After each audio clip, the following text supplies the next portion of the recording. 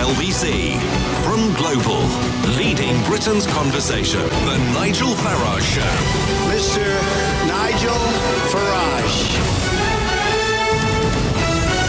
Thank you, Donald, and good evening, everybody.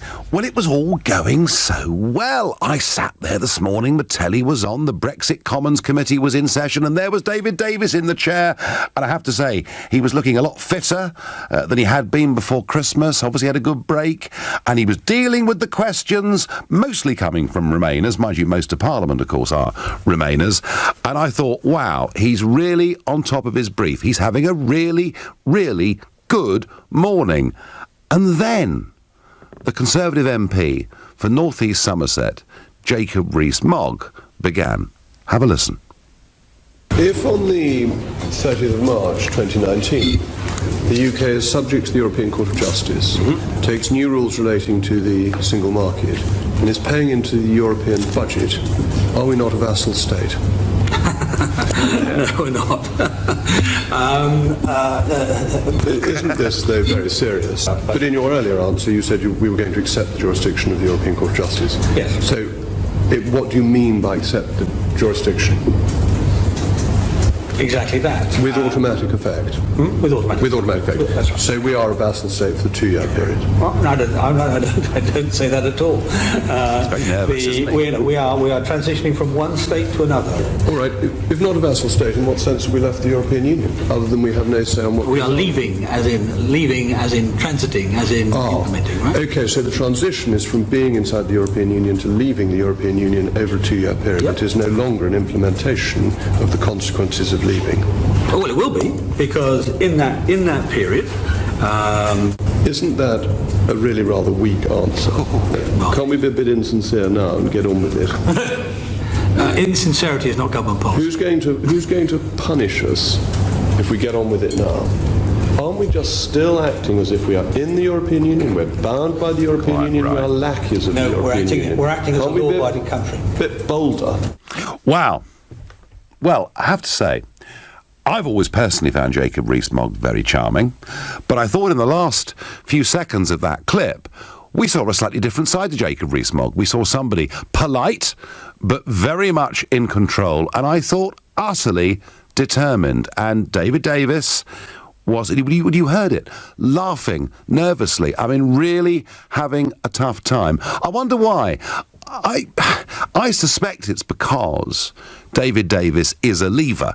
I know that because we shared platforms together all over the country. And I think he was embarrassed by what Jacob said because he was defending government policy, and government policy has been to concede. And I think worst of all, to put us through this transition phase. So what Mogg is saying, effectively, is the government say we're leaving at the end of March next year, but actually we will go on having a foreign court ruling over our country. We'll go on accepting not just the existing rules, but all the new rules they make for the single market, and we'll go on paying the money. Vassal state was the word that he used. And elsewhere, he talked about us being lackeys. I mean, I'm the one that's always accused of using this tough language in the Eurosceptic cause. Jacob was out there today doing it. So I'm asking you, is Jacob Rees-Mogg the only Tory who is fighting to genuinely represent the will of the people? And if you think, no, of course not, David Davis is doing it right, we need a transition period, then of course you can call on 0345 6060 973, or maybe if you're a leaver, Mogg is becoming a bit of a hero, in which case you can text to 84850, and you can tweet using the hashtag Farage and LBC at LBC with what you think the government's progress really is. And of course, you can go to LBC's Facebook page. You can watch the show there and comment there too. Philip is calling from Lymington in Hampshire. Good evening, Philip. Good evening, Nigel. So, now, Philip, let's just start off by asking, were you a leaver or a Remainer? I'm a firm leaver. A firm leaver.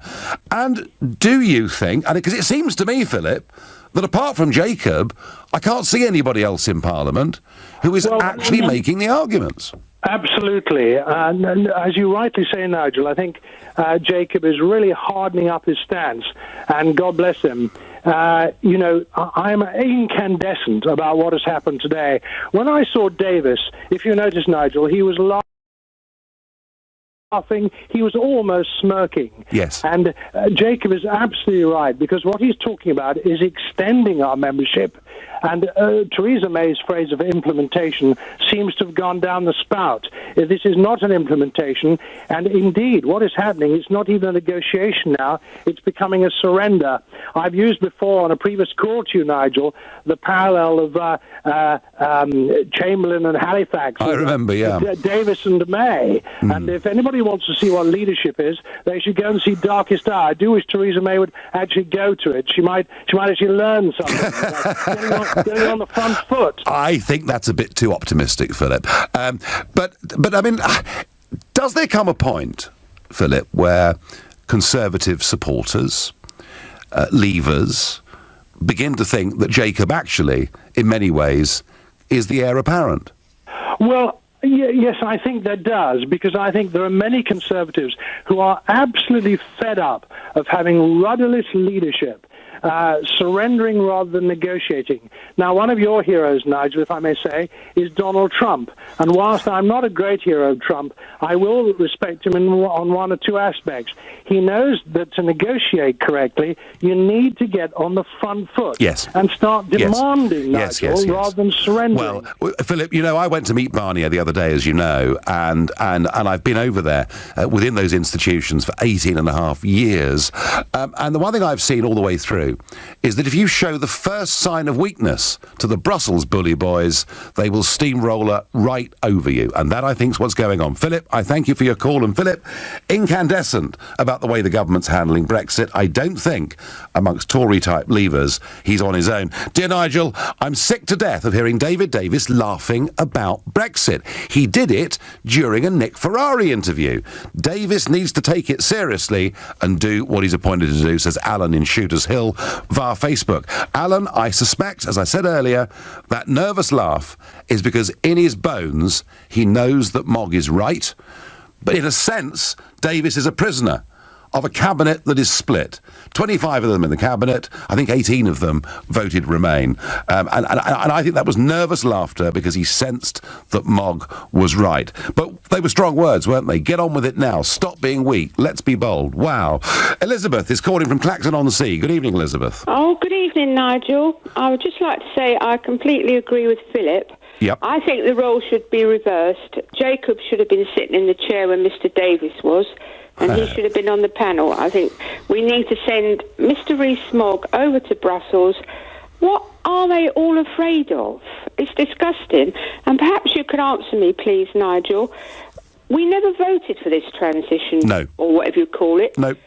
Are we going to still pay millions and millions of pounds? We will go on, Elizabeth, paying exactly the same amount of money during the transition period. Now, the transition period, the Prime Minister says, will last for around about 2 years. Well, around about 2 years would take us well into 2021. And given, Elizabeth, that the next general election is due in 2022, I have a feeling that if May is still in charge, and she may well not be, but if May is still in charge, that transition will last up until the next general election. And we reach a point, Elizabeth, where it's going to be 5-6 years after people voted Brexit before we even have the prospect of controlling our borders, of stopping sending the money, and being able to make our own deals elsewhere. And frankly, Elizabeth, I just don't think it's good enough. No, do I, Nigel, and I'm fuming. The wet lettuce should resign. They should all resign and get people with some backbone to lead this country. I just wish you were back, Nigel. But I think Mr. Rees-Mogg will be the future of the Conservatives. He was brilliant today, and he was, wasn't he? No, he really. Do you know, Elizabeth, whether you agree with the Leave argument or not, the way that Rees-Mogg handled that, I thought was terrific. And me, Nigel, and I think Mr. Davis laughing was disgraceful. It's not a laughing matter when 17-odd million people voted to leave, and they seem to be just ignoring what we wanted, and we did not want a transition period to pay. Why? What's the point? Well, the argument is, Elizabeth, that it's all so complicated, it'll all take a very long time, and we need to transition. But the truth about transition is, if all of those conditions are still in place, the court, the money, the rules, we haven't really left left, have we? Elizabeth, I thank you for your call. I go next to Middleton in Greater Manchester to speak to Adam. So, Adam, is Rees-Mogg now just about the sole flag carrier for the Brexit vote? Yeah, and I'm very pleased that he was appointed as the leader of this, the ERM group or something like that. European Research Group, yeah, that's right. Yeah, that's it, on the back benches of the Conservative Party. Yes. I would also like to say that I agree with Elizabeth completely, who just rang previously. When the reshuffle happened, yep. we were promised that, I say promised, there was a lot of headlines saying that there might even be a Minister for No Deal being created. Not heard anything on that lately, but I was kind of hoping that Mogg would get in during that one. Yeah, that's right. There was a promise made to us that there would be a Minister for No Deal appointed to show Barnier and Juncker and all that lot that actually we're quite serious about walking away without a deal. And you know, Adam, before I came to LBC tonight, I've been to a wine tasting. Nice. No, seriously, and we were trying champagnes and sparkling wines and whatever. And really interesting. A lot of people there who earn their living importing wines from France, and many of them really worried, because if we didn't have a deal, and if tariffs were to go on those goods, guess who gets hurt? Not the British. We can buy Australian wines or Chilean wines or whatever we like. The French would get hurt. So the logical position that we should have a trade deal, frankly, is not the one that Barnier and co. want to go with. They want us to be punished. They want leaving the EU to be seen to be very, very hard. And it's about time, Adam, we went and started playing hardball. I said in the last 2 weeks of the referendum, no deal is better than a bad deal. The Prime Minister has said that in speeches, but it's about time she showed some mettle, isn't it? Yeah. Well, I agree with that as well, but one thing also I'd like to say is that apparently with this EU jurisdiction that's going to be happening over the next 2 years after we've left, are we going to have any, do you know as an MEP yourself, if we're going to have this sort of taxation and regulation from the European Union with representation? Will you be allowed to stand in the 2019 elections? No, absolutely not on current course. There is talk, Adam, of some MEPs staying on with observer status. I don't think I'll be one of the ones they select. And during that period, goodness knows what they might do to us on fisheries quotas or rules and regs. It's a worry. Adam, I thank you. You're listening to the Nigel Farage Show exclusively on LBC. It's 7:15. Mogg gives David Davis a real grilling at the Commons Brexit Committee today, and I'm asking the question whether he's the only Tory MP actually standing up and representing the views of the people in this country that voted Brexit. That's what I think, but I mean, tell me, if you think I'm wrong, if you think actually no, the government and David Davis are doing this the right way, then let me know on 0345 6060973. And a Conservative Member of Parliament has responded on Twitter, Nicholas Soames, who loves Twitter, and he said, in response to the question, no. Well, Nick, if you're listening, please do ring in.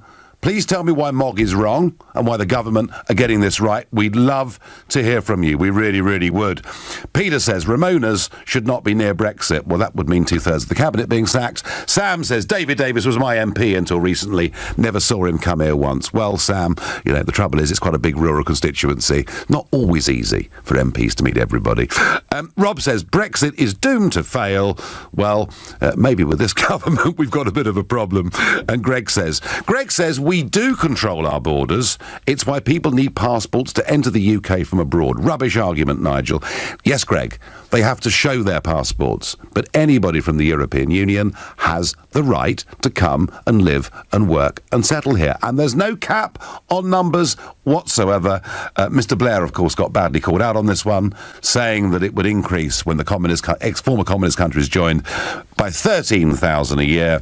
And it was many, many times that number. Greg, we have no control over the numbers of people from the European Union who want to come and settle here. And it's one of the big reasons, I think, why people voted Brexit. I believe that, certainly.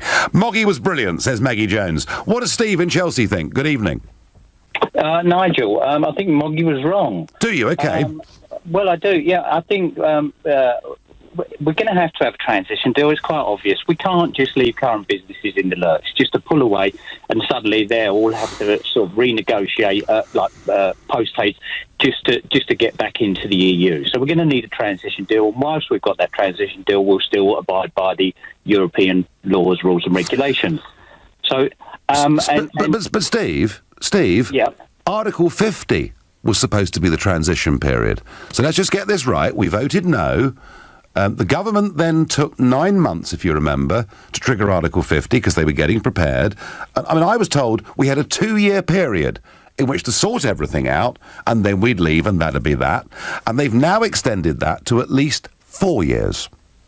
But even Jacob Rees-Mogg said back in 2011 that if the deals weren't going according to plan, we would have the right to have a second referendum on whether we wanted to continue or not. So I think even he accepted at the time that things wouldn't go as smoothly as most Brexiteers was envisaged. And what you've got to understand is Article 50 was very much hastily drafted as an afterthought. No one actually thought anyone would want to leave the EU. Steve, I tell you what, I don't agree with that. Article 50 was drafted and debated during the European Constitutional Convention. Giscard d'Estaing headed it up. They did spend a lot of time thinking about it. I think in some ways, Steve, they made it so unattractive, they never thought anyone would take the option. Well, it was only about 4 or 5 lines, wasn't it? Yeah, there isn't much to it at all. I mean, no, there's not much to it at all. So there was hardly any thought put into it. If they could just put it on the back of a postage stamp. I mean, the fact is, we're going to end up at some point still doing a deal with the EU, and when we do end up doing a deal with the EU, we'll end up complying with their rules and regulations, and the deal we will be doing with the EU won't be as good as we currently have because we'll be negotiating as a new member. But Steve, we don't want to comply with their rules and regulations. We want to be able to be competitive and a serious global player. Yeah, we can be competitive, but we can only be competitive with countries outside the EU. If we're dealing inside the EU, then obviously we're going to have to apply by their rules and regulations, aren't we? No. I mean, if we want to enter their market, they own their market. Do you know, Steve, as I say, I've just been drinking some French wine before coming on air. I saw lots of German cars as we drove up around Trafalgar Square. We are a very big market for them, and with or without trade deals, we're going to go on doing business, Steve, anyway, aren't we? We will go on doing business, but as has been pointed out many times, it's foolish to think that the deal that we will have with them in the future will be as good as the deal we have now. Bearing in mind that if we deal with countries outside the EU and those countries deal with the EU, then it's unlikely that we are going to get a better deal with those countries outside the EU than they currently have. Well, Steve, the idea we have a good deal now, I think, is baloney, because we pay a net £10 billion every year. The total tariffs on British products going to the European Union is less than £10 billion. But, Steve, fine, we disagree on this. You think do you think the government are getting this right by using a transition period? Well, I think we should do what Jacob Rees-Mogg said back in 2011. I think we should be allowed to have another referendum on the deal that then is then put to us. Well, Steve, it may come to that, and I said this a couple of weeks ago, much to the shock horror of many. I fear that Barnier is going to make sure the deal looks unattractive, and there is a risk that our members of Parliament vote against it, and we could be staring down the barrels of a second referendum. After all, they forced the Danes to do it and the Irish twice. Steve, I thank you very much indeed for your call. Daniel is calling from Stoke Newington. Daniel, good evening. Nigel, good evening.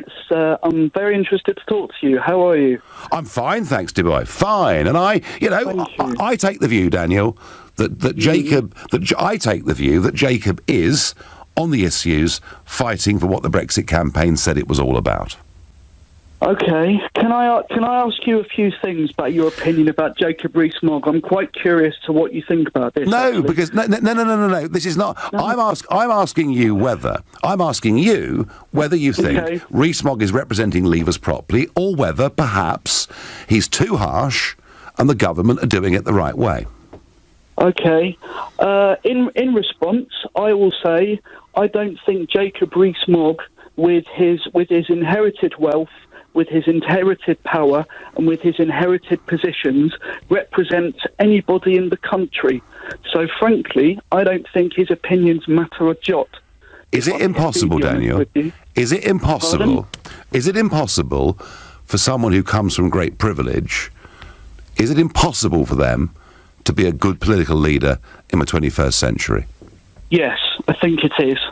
Really? Yes, I do. And given how Brexit is supposed to be the will of the people and so on. Yeah. By the way, I'm an arch Remainer, incidentally. I'd never have guessed, Daniel. I've been wanting to talk to you for such a long time, and I've called up very, very many times because I've been wanting to talk to you. Well, I'm pleased we've got you on, Daniel. Representative. I'm very happy. I'm very happy to talk to you finally. Where would your cut-off be, Daniel, in terms of people's wealth and inheritance? Where would the cut-off be? At which point they would be unallowed to enter public life? No. I didn't say unallowed. I'm saying, in particular, with Jacob Rees-Mogg, I do not think he is remotely representative of anybody in Britain. And I think for him to say, along with various other members of the Brexit side, including people like Aaron Banks, that they are representative of the people, and then people like, what's the name of the Australian gentleman that runs all the newspapers? Yeah, Mr. Murdoch, who of course was an ardent Labour supporter under Tony Blair's time, wasn't he? But his opinion, right. Whether he's... And by the way, Daniel, Tony Blair's an arch Remainer, and he's rich, so should we not listen to Tony Blair either? I don't think it's about a political divide in that way. I don't think this is about Conservative or Labour, and I think you're somewhat twisting the argument.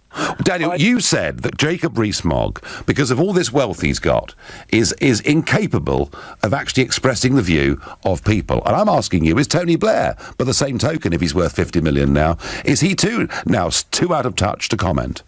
OK, was he born into it? Not into great wealth, but he went to a very good private school in Scotland. He had a relatively... Daniel, I tell you what, Daniel, you're an arch... Let's just move this on to Europe itself, because as you're so keen on the project. Angela Merkel today, speaking at Davos, said that now that Britain's gone, Europe has the courage to move forwards, and she talked about Monsieur Macron also giving a new impetus and drive to reform Europe. Now, when they use the word reform, they mean to centralise more deeply, and they're going to have their European army, their European foreign policy without veto. Do you actually think, Daniel, that the British public would vote to rejoin something that is clearly now becoming a United States of Europe? Okay, in response, I want to find out from you, do you think the way the British government is about things like the Court of Human Rights and this sort of thing, do you think the British government is going to stand up and be a positive force for its own citizens on nuclear energy, on waste management, on healthcare management, and various other issues?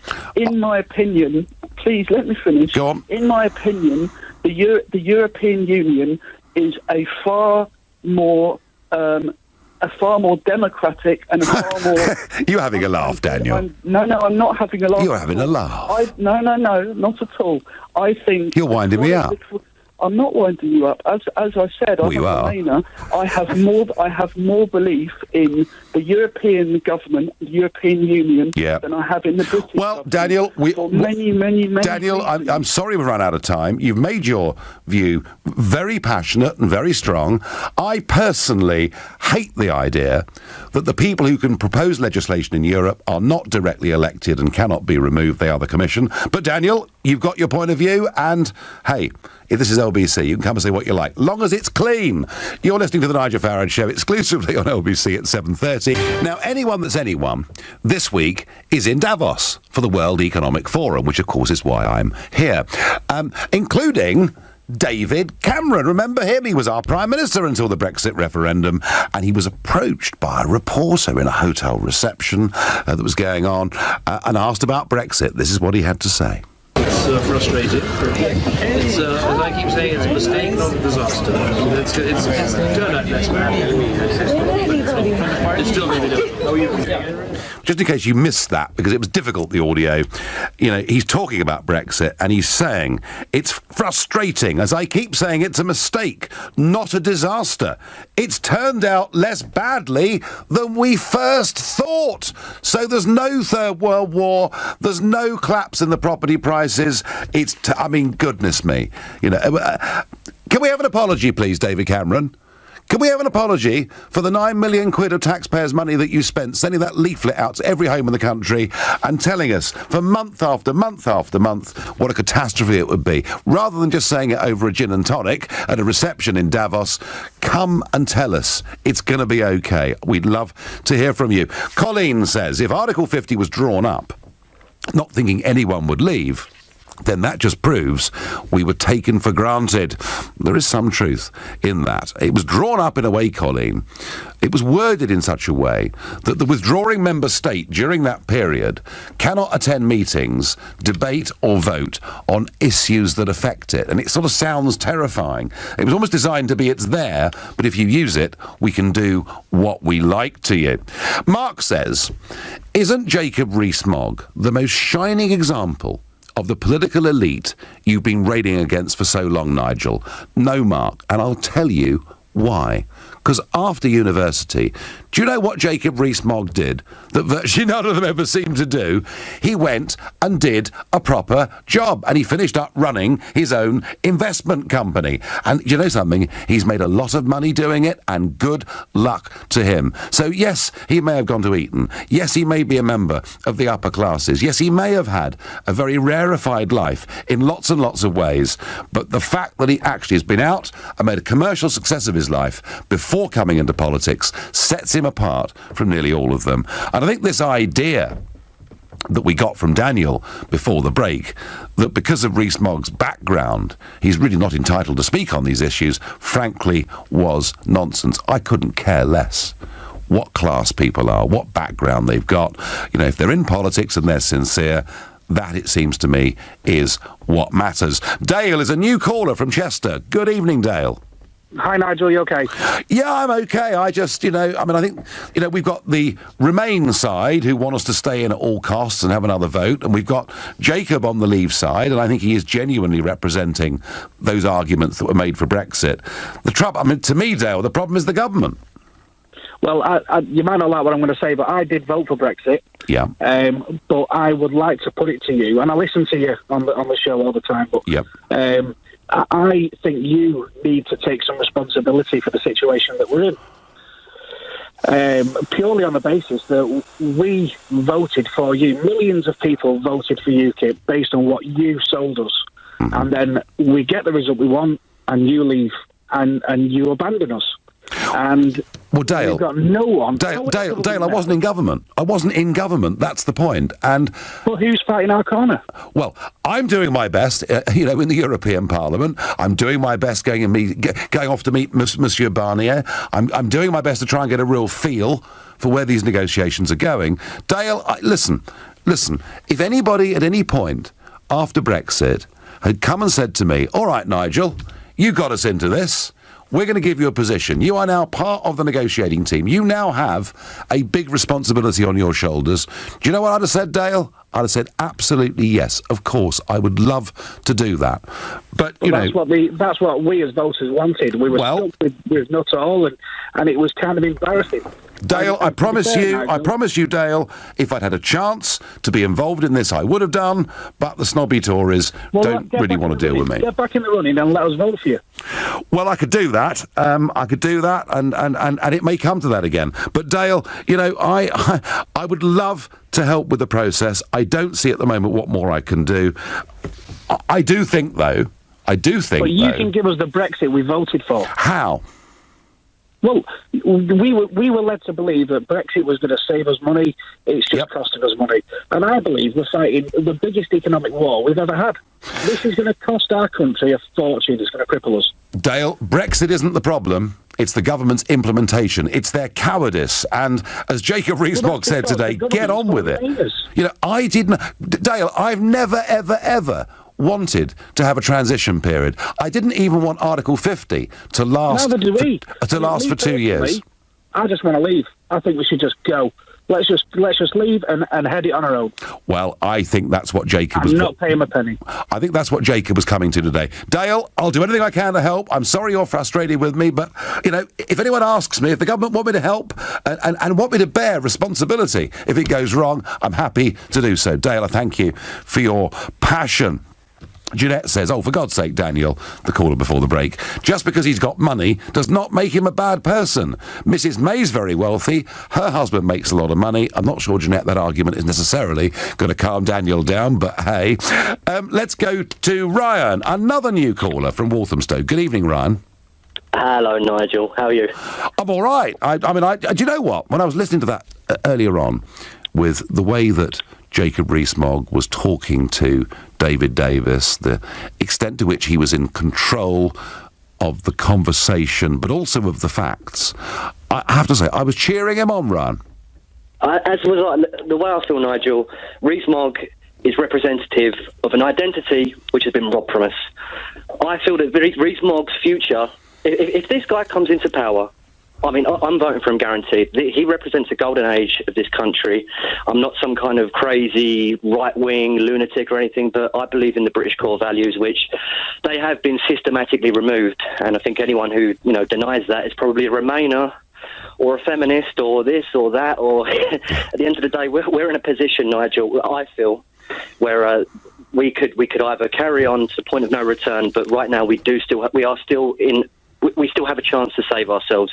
I think the establishment has betrayed us with Brexit. I hope they don't fully betray us. Yeah. I mean, I'm a young man. I'm 26 years old. I'm living in this environment where the demographics, everything is just completely and utterly changed. It's mutated into something which I do not recognise. I feel very disenfranchised, and I have a lot of love. I'm not a hateful person. I look at the world every day, and each and every day, especially where I'm coming from, my area and many similar areas, it's a disaster. It's a disaster. And that guy that called from Stoke Newington before... Oh, I know. But, Ryan, the point is that we're having proper, open, democratic debate on this show and on LBC as a station. It's very important we get all points of view. Ryan, you had a big kick there at feminists. Are all feminists bad? Absolutely not. You have the new wave and you have the classic. The classical feminists, I think anyone who isn't a classical feminist is not a good person, because you have to believe in women's rights. However, I think people that think that all men are Nazis, that need to be... Oh, in fact, no, I'm going to quote you a headline from The Independent the other day after Jordan Peterson's epic interview with that Kathy Newman. That was very good, yeah. Oh, that was the best. I mean, I watched it 5 times. I'm probably mad, but I can't help myself. You're being driven mad.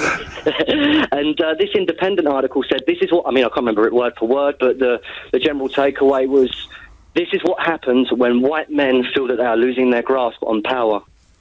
And in my culture, I mean, we're not some kind of angry white man that's got to control women and these feminists need to get that out of their heads, because we are on their side. We don't want to hurt them. The problem is they want to hurt us. Right, I tell you what, when we have a debate on this year, we better get you on the line. Your first time caller of the show, thank you very much for your passion and your opinions. Annie says they would never ask for your help, Nigel, because they would lose face. I suspect they are never. And Greg says Brexit is the problem. Food has gone up since the vote. Oh, the only people who will suffer are the ordinary people. Is that, Greg, because the pound's down?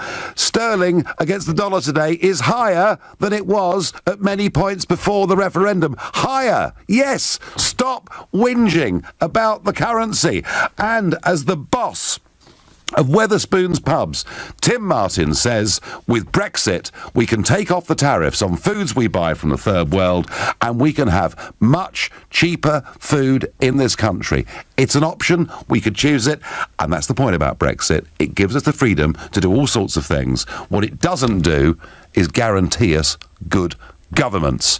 You're listening to the Nigel Farage Show, exclusively on LBC. It's now 7:45. A couple of Sundays back on my Sunday show, I had Alistair Campbell in the studio, and of course we have very, very different views on Brexit, in fact on almost every subject under the sun. And he came in and he stayed for an hour and he took your calls and he so enjoyed it that this Saturday at 10 a.m, Matt Fry's away, and from 10 till 12 this Saturday, Alistair Campbell will be in this chair taking your calls on LBC. So nobody can say there's not diversity of opinion within this radio station, because there most certainly is. And we're talking about the Mogg. And was he right to give David Davis that grilling? Is he the only one standing up for the true values of Brexit, or are the government perhaps getting it right? Sally is calling from March in Cambridgeshire. Good evening, Sally. Good evening. Hello to you again, Nigel. You may recall I phoned you about a week ago to encourage you in every way, and the UKIP. But about Rees-Mogg, I don't think he will take us through Brexit because he's too involved with the Conservative Party, and I don't believe that they're going to take us through Brexit. Well, Sally, is it possible that if the Conservative Party were to take us really in the wrong direction on Brexit, that Jacob might just completely rebel? I don't think so, no. In my opinion, I don't think so, no. Because if he was a strong leaver, he would have to have, he would be, what can I say, immersed in leavers, not in half of so many people that want to remain. Well, you know, he may be outnumbered in his own party, and people like Kate Hoey are even more outnumbered in the Labour Party.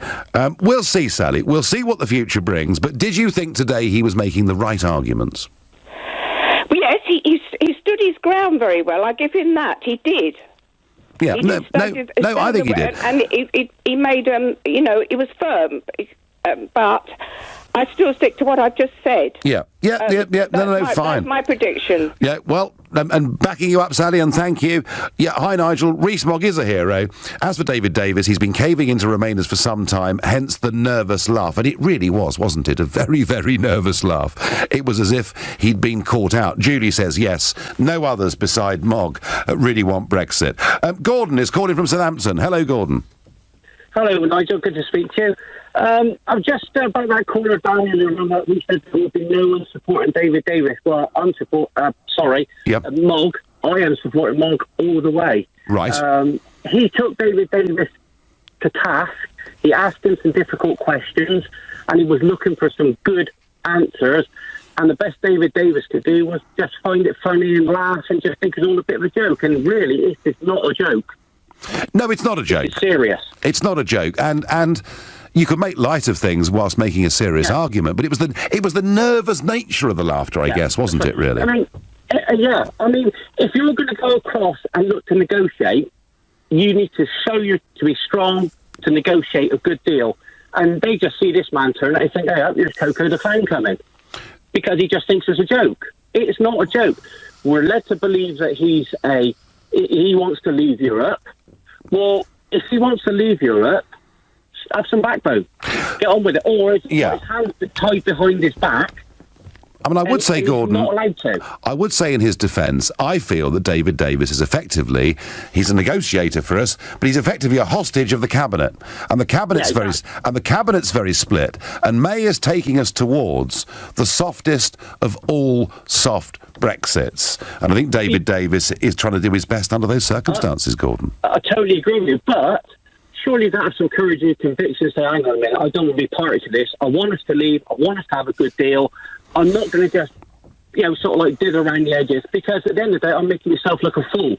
People would have more respect for him if he said, no, sorry, this is not what I was looking for. This is not what I want to do. If you want to do this, you get on with it. I'm clearing off. Well, there may come...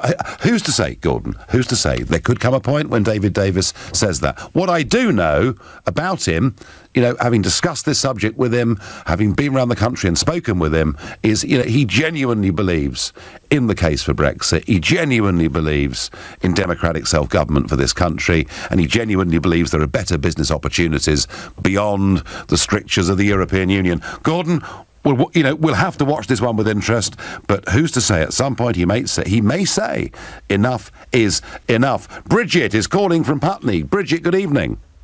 Good evening, Nigel. First of all, I want to say Jacob Rees-Mogg does represent the working class. You don't have to be, high class or come from, a well-heeled family. I just believe he's fighting for the people that wanted to come out. He's fighting for us. And there's no one really fighting for us, because it's like Theresa May and her band of, team I call them, they give in to her. They just literally say, what do you want? and we just give it over to them. We don't seem to be negotiating. Well, and I want to say, Bridget, come on, you're not being fair. You're not being fair, No. Bridget. You're not being fair to the government. I am. They don't do no negotiating as far as I'm concerned. They say, what do you want, to the bully boys from Brussels. Yep. And we don't need another vote, Nigel, so don't even think of that. You just got to be strong and think, right, no, because you're buckling. And it's like now we've got it. It's like sending doubts. We don't want to send doubts. We've just got to stay strong and not buckle. Bridget, I don't want a second referendum, but I fear we may be dragged towards one. And I think that if we had more decisive leadership and government, the country would be more confident of doing the Brexit thing and doing it properly. Bridget, I just think we've got the wrong Prime Minister. Well, we look like a complete dimwits as far as I'm concerned. There's, no one's really standing up for us. And after, what you said last week, we need another vote, I just thought, I couldn't believe what I was hearing. And you know what? I feel like if we have this other referendum and we just go back in, I don't know what would happen. They'd put extra more charges on. I think... I think if it was Poland or Italy, they'd be opening the door for them. They'd be going, open the door and they'd boot them up the backside. Bridget, I don't think if they force us to vote again on rejoining this union, looking at everything that's been said by Macron last week, by Merkel today, by Juncker, by the Verhofstadts, by all of them about this centralised state with its army, its air force, its navy, its foreign policy, one in which Juncker said everybody must join the Schengen area, everyone must join the euro.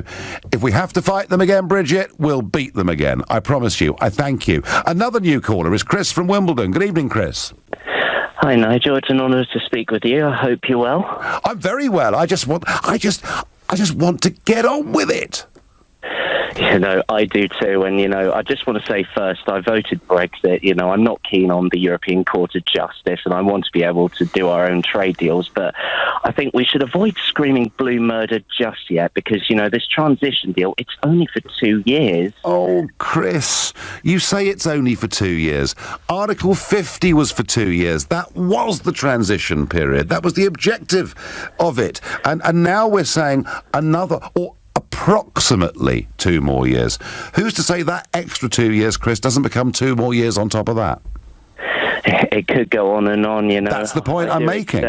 I do accept that. I mean, to be honest, Cameron and Osborne, when they're in government, they should have prepared for this whole thing. They didn't. No. But, and of course, May didn't really prepare for it. And, I do remember reading somewhere that maybe the civil service are just not fully prepared. It's like a bureaucratic nightmare and businesses want certainty. And if that could help, then by all means, just as long as we are out...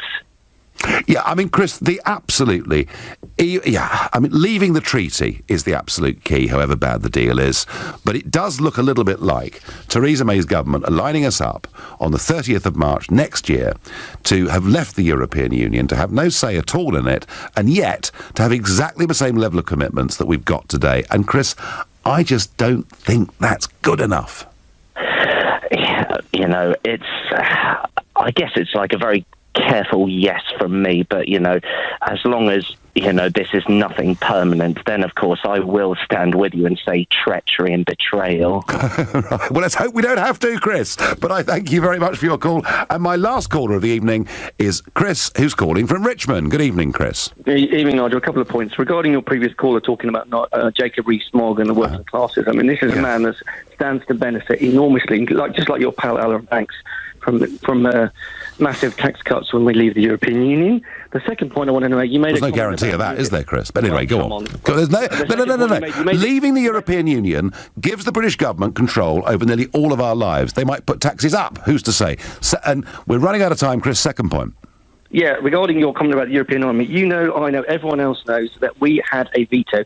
And if we stayed in the European Union, we still have a veto. There is no way that we could have had that taken away from us if we... We were told in 1975 we could veto anything, and bit by bit that veto got watered down. And Juncker has made it perfectly clear they want to complete their foreign policy without veto, and I can't see us rejoining that. Chris, I thank you. I thank everybody. You've been listening to the Nigel Farage Show here on LBC. I'll be back tomorrow at 7. At 10 tonight, it's Ian Collins, but up next, it's Clive Bull. Nigel, thank you.